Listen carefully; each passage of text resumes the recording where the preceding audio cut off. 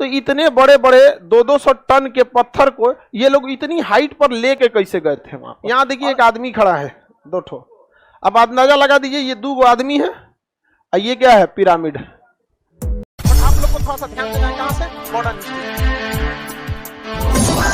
1 लाख का है ऑफिस में, अब चप्पल टूटा हुआ सब कुछ मतलब बहुत आपको पॉलिटी का क्लास 1 हम पढ़ा दिए थे जिसमें। चलिए शुरू करते हैं। मिस्र में ये मान्यता था कि बड़े बड़े पिरामिड में राजाओं की क्या रखी जाती थी? कब्र बनाई जाती थी। कब्र जो था, पिरामिड जो होता था वो क्या होता था? कब्र होता था, मतलब ताबूत, कब्र बनाया जाता था पिरामिड में। और मरुस्थलीय क्षेत्र में इतने बड़े बड़े पिरामिड बनाया था मिस्र वालों ने। ये छोटा, अभी तो ये देखिए, ये जो पिरामिड दिख रहे हैं, ये पिरामिड आपको ऐसा लगेगा कि आखिर इसमें है क्या? ठीक है, ये आपको ऐसा लग सकता है कि आखिर इसमें है क्या चीज छुपा है। ये एक ब्लॉक दिख रहा है, ये कम से कम 20 टन का होता था। छोटा वाला, सबसे छोटा जो पत्थर मिला है, कितने का मिला है? 20 टन। आज का ट्रक 10 टन खींचता है। आज का जो ट्रक है ना, 10 टन खींचता है। एक एक ऐसे ऐसे पिरामिड मिले हैं जिसका एक पत्थर 200 टन का था। आज कोई मतलब जेसीबी तो 200 टन के बाद टूट जाएगा खुदे यहाँ पर। तो उस समय ना क्रेन था ना कुछ था, तो इतने बड़े बड़े 200 टन के पत्थर को ये लोग इतनी हाइट पर लेके कैसे गए थे वहां पर? और पत्थर रखने का नहीं है, इतना बारीकी से पत्थर को रखा गया है कि बीच में आप एक बाल तक नहीं डाल सकते। ये जो बाल होता है ना सर का, उसको भी अंदर नहीं जा सकते। इतनी बारीकी से उसको तराश के क्या किया गया है? फिट किया गया है। और ये आपको भले इतना छोटा सा लग रहा होगा, ये एक पत्थर की जो हाइट है ना, 1 आदमी के बराबर है। ये एक पत्थर जो है ना, कितने के बराबर है? 1 आदमी के बराबर।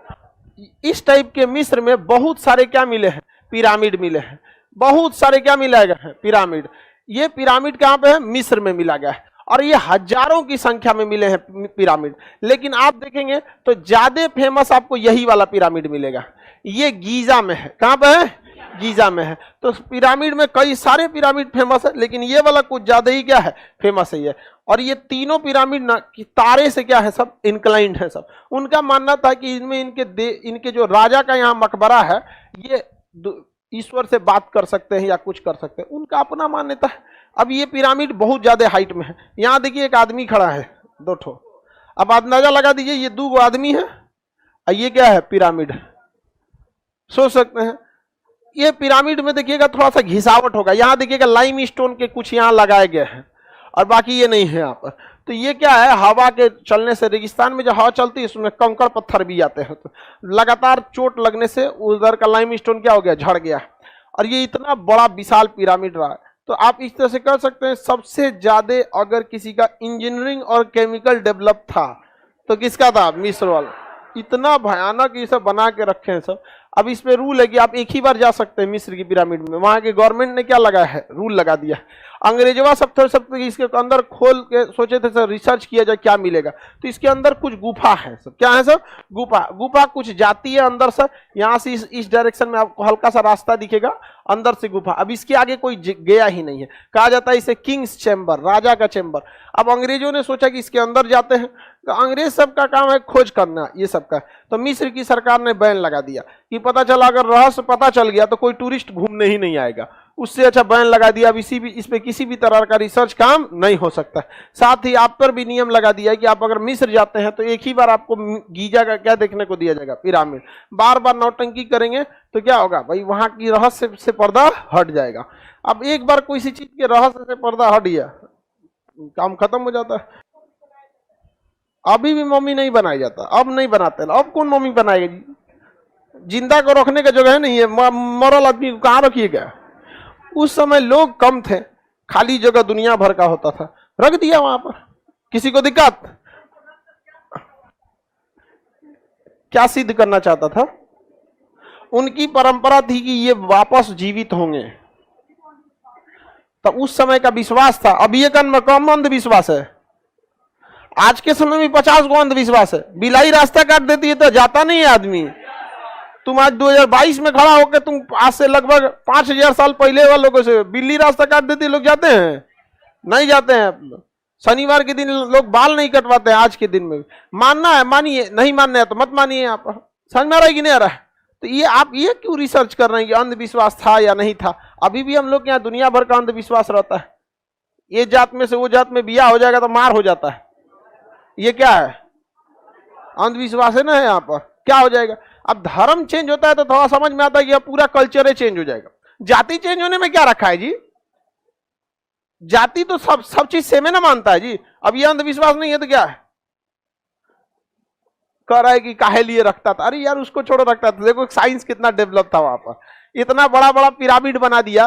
किस तरह से उठाया होगा 200-200 टन का पत्थर, आज तक लोग रिसर्च करता है। और उतना ऊपर ले गया होगा, कैसे ले गया होगा, और उतना बेहतरीन ढंग से तराशा कि उसमें बाल का एक टुकड़ा तक नहीं जा सकता।